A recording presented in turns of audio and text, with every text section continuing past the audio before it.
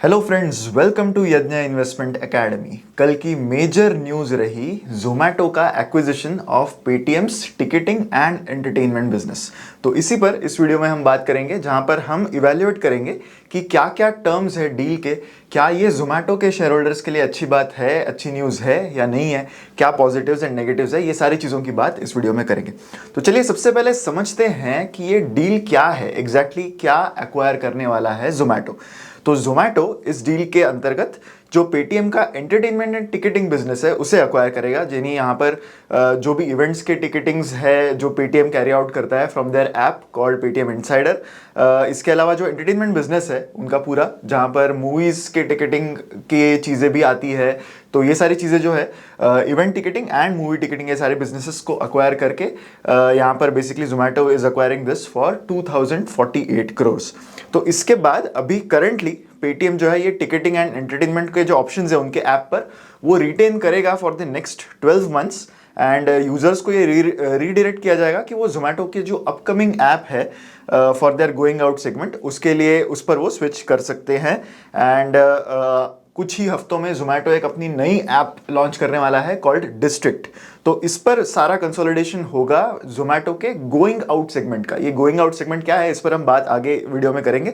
तो इसमें जो डाइनिंग एंड टिकटिंग का बिजनेस जो जोमैटो ऑलरेडी करता है वो तो होगा ही, साथ ही में जो एक्विजिशन जोमैटो यहाँ पर पेटीएम के बिजनेस का होगा करेगा, तो वो भी यहाँ पर जो है वो इंटीग्रेट हो जाएगा। इस एक्विजिशन के बाद कल Deepinder Goyal, who is the CEO of Zomato, उन्होंने कहा कि ये कंपनी के लिए नया बिजनेस नहीं है। इसके पहले भी लगभग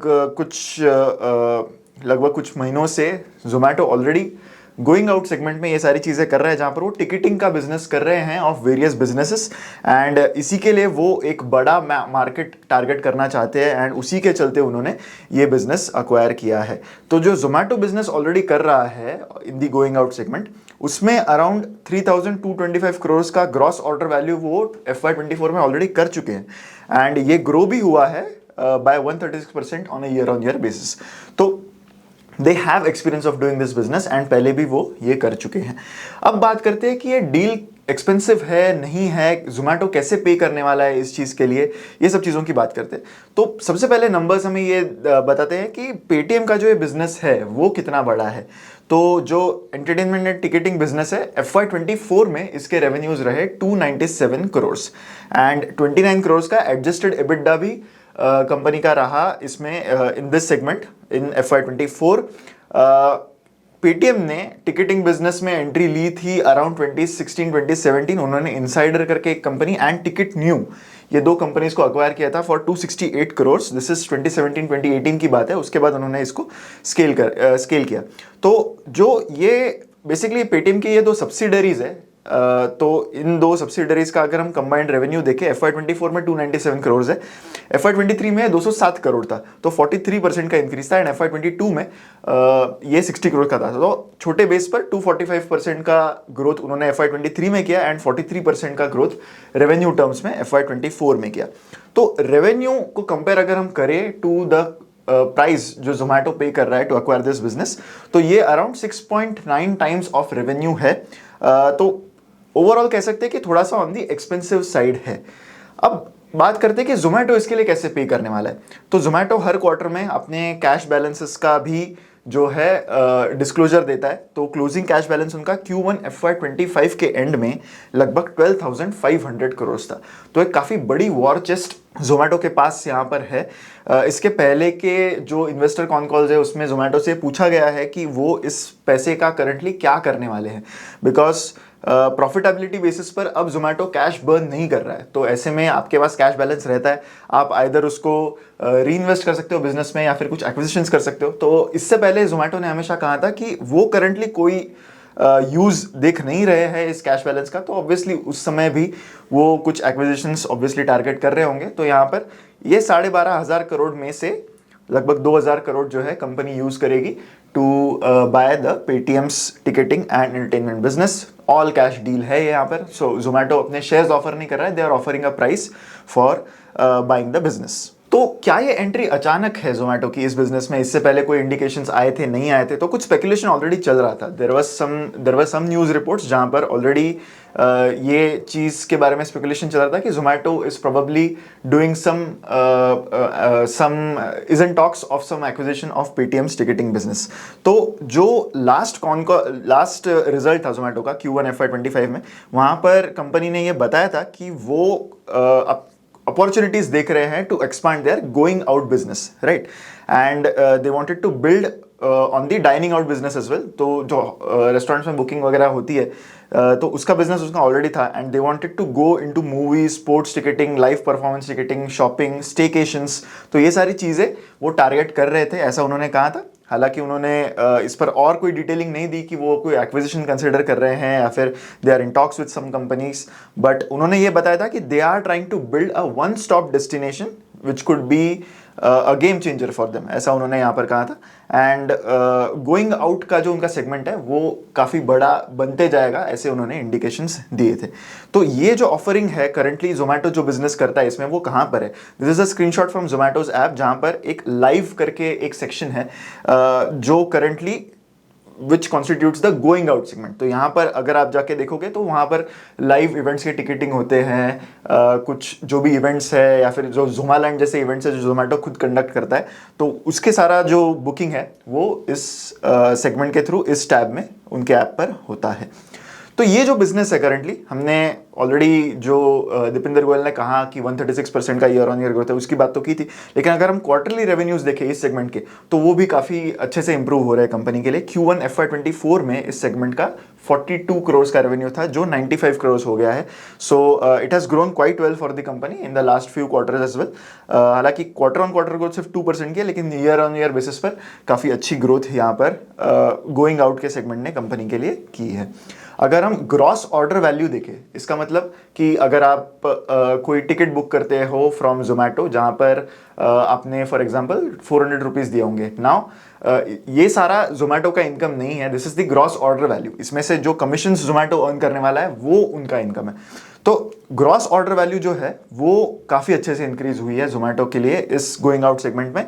616 करोड़ की gross order value going out segment में Q1 FY24 में थी, जो अब 1268 करोड़ हो गई है। तो काफ़ी बड़ा इंक्रीज यहाँ पर हुआ है of 106% in gross order value terms. हालांकि इसमें कंपनी के बाकी जो सेगमेंट्स है लाइक क्विक कॉमर्स यानी ब्लिंकिट का जो उनका सेगमेंट है, that is also doing quite well for the company. क्या ये इंटीग्रेशन वर्क करेगा जोमेटो के लिए? इससे पहले जोमेटो ने एक मेजर एक्विजिशन किया था and that was of Blinkit. ये लगभग 2 साल पहले की बात है। तो ब्लिंकिट के केस में क्या हुआ, उससे हम थोड़ा सा अंदाजा लगाने की कोशिश करते हैं कि पिछला जो मेजर एक्विजिशन था जोमेटो के लिए वो कैसे चला था, नहीं चला था, उसके बारे में बात करते हैं। तो जून 22 में ये एक्विजिशन हुआ था एंड वो एक रेस्क्यू एक्ट जैसा देखा जा रहा था, because Blinkit was struggling. And अगर हम जोमेटो की बात करें कि जोमेटो ने क्यों ये एंटर करना चाहा, तो स्विगी ऑलरेडी क्विक कॉमर्स में एंटर कर चुका था। स्विगी जोमेटो का सबसे मेजर राइवल है इन दिस सेगमेंट। तो जोमेटो के लिए भी इंपॉर्टेंट था कि वो क्विक कॉमर्स का सेगमेंट एंटर करे। उन्होंने कुछ कोशिशें की थी ग्रोसरी स्पेस में इन 2020 and 21, but that was not successful. तो ब्लिंकिट उनके लिए एक लास्ट डिच एफर्ट था। तो दोनों पार्टीज को ज़रूरत थी एक दूसरे की इन ऑर्डर टू ग्रो। तो ऐसे में ब्लिंकिट का इन दीज सर्कमस्टांसेस ब्लिंकिट का एक्विजिशन जोमेटो ने किया था।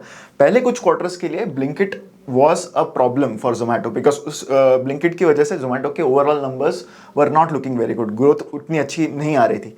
लेकिन Zomato has transformed Blinkit. Blinkit themselves have also done quite well to grow their business, पर ब्लिंकिट की ट्रांसफॉर्मेशन पिछले 12-18 मंथ्स में बहुत ही बड़ी हुई है।